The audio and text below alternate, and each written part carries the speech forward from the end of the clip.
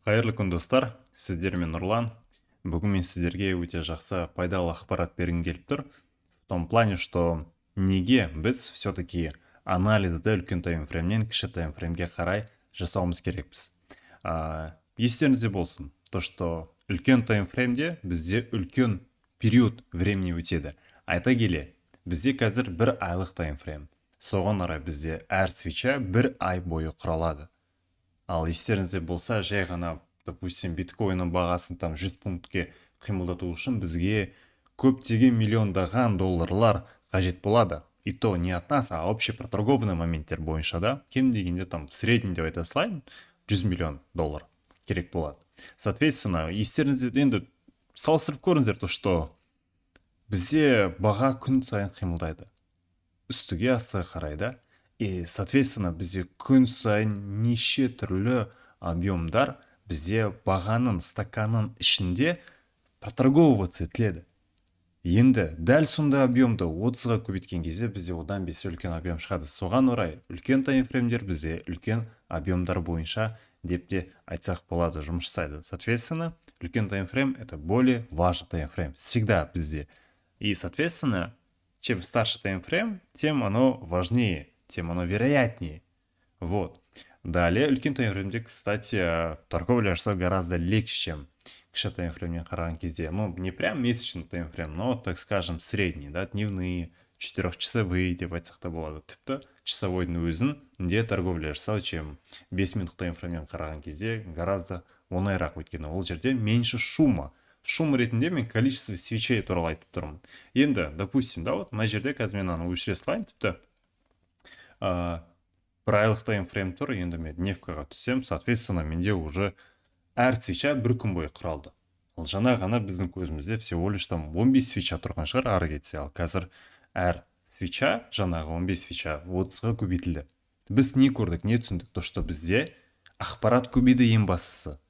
Соған орай біз анализды более точно и четко жасай аламыз. Получается, чем младше таймфрейм, тем больше информации мы получаем от графика. Соған орай біз анализді жасаған кезде мы можем более четко проанализировать и получить наиболее большой риск-ревард. То есть үлкен риск-ревард, үлкен соотношение риска и прибыльді ала алуға бізде мүмкіндік туындайды. Өйткені біз более точно анықтадық. Біз бағаның, то есть қаншалықты түскеніне байланысты таймфрейм бойынша максимальный потенциал движениеді анықтай аламыз. Допустим, айта келе, мына жерде біз дым көріп тұрған жоқ болуымыз мүмкін, да, осы жерде. Баға неге именно осы жерге дейін келді, условно говоря, мы не понимаем. Қазір, кстати, из-за новости бізде биткоин буквально 13%-ке өсіп кетті деп те айтсақ болады. Бұл бір күндік таймфреймде, да. Енді біз тот же самый моментті 4 сағатқа ауыстырамыз, бізде уже как раз таки имбаланстарды көре бастаймыз, соответственно, условно говоря. И, тем не менее, жаңағы жерге келейік. Мен қазір, кстати, осы запистің барлығын внезапно жасап жатырмын, ешқандай подготовкасыз, ешқандай ойсыз. Ең бастысы сіздерге пайдалы ақпаратты хотя бы осындай қысқаша роликтермен бергенім дұрыс деп ойлаймын. Вот. Кстати, бізде де, если что, обучение жасаймыз қазақ тілінде және де орыс тілінде. Трейдинг бойынша Қазақстанда уже ең алғашқылардың бірі болып Smart Money Price Action бойынша обучение жүргізе бастағанбыз. Нарықта почти 1,5 жылмыз. Ешқандай рекламасыз, тек қана сарафанный радио өзіміздің күшімізбен репутациямыз арқылы біз осының барлығына қол жеткізіп отырмыз. Вот, если что, описаниеде бізде как раз барлық ссылкалар болады, сілтемелер болады. Телеграм каналдарымызға, личкаға, инстаграмға көріп шықсаңыздар болады. Жалғастырайық. Енді біз мына жерге келдік. Жаңағы диапазонда мен бір күндік таймфреймде белгілеген болатым да. И мына жерде 4 сағатта біз үшін не көре аламыз? То, что бізде мына жерде равный хаи бар. Айта келе, 1 свинг, 2 свинг, 3 свинг, 4 свинг, 5 свинг, ол нені білдіреді? То, что өте көп ликвидность бұл диапазонда бар. Ал мынау бізде қалай пайда болды? Во-первых, бұл жерде бізде үлкен таймфреймнің ордер блогы бар. Ордер блог бізде қалай пайда болады? За счет сбора ликвидности, ликвидность жиналған кезде и импульсное падение с имбалансом, это означает, что у нас сформировался в этом диапазоне ордер-блок. А ордер-блоктар бізде, тем не менее, бұдан бөлек не көріп тұрмыз, то, что бізде бұл диапазонда как раз таки боковое движение болған. И, соответственно, бұл диапазонда боковое движение это что? Рейндж это что? Боковой рейндж, флэт, әркім әрқылай айтады. Но самое главное то, что боковое движение это у нас всегда манипуляции.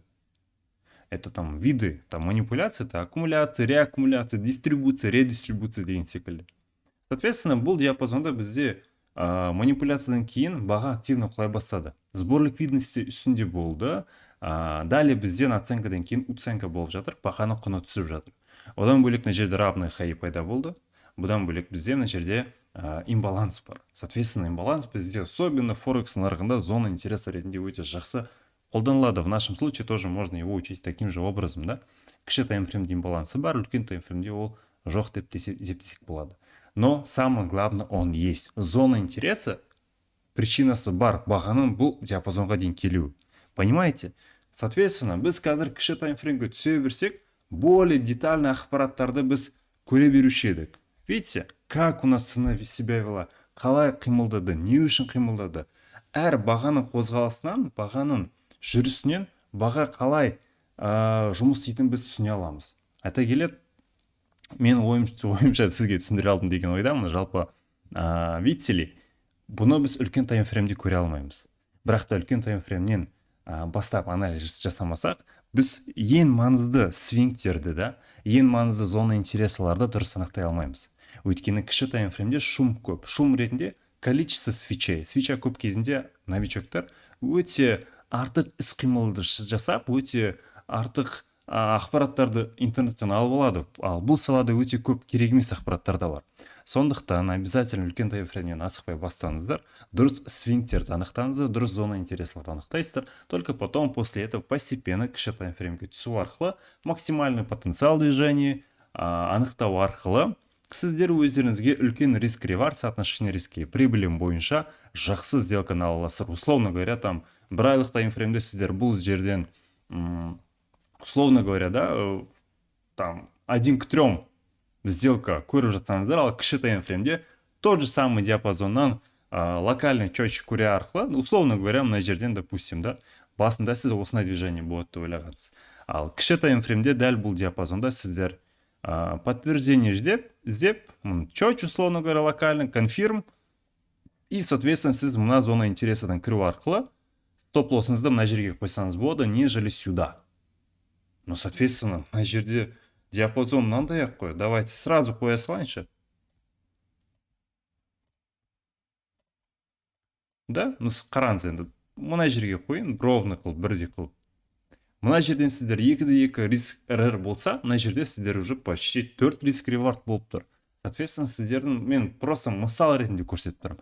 Поэтому кіші таймфреймнен біз подтверждение іздей аламыз, өзімізге более детально ақпарат жинай аламыз. Соған арқылы біз жақсы позицияларды қарастыра аламыз. Өйткені үлкен таймфреймде бізде бір жақсы позицияны көруіміз үшін өте көп уақыт, күн, апта, ай құртуымыз мүмкін. Мысалы, кіші таймфреймде ол бізде всегда күн сайын әрдайым бар. Барлықтарыңызға сәттілік тілеймін, жақсы торговля неделя болсын сіздерге. Сау болыңыздар.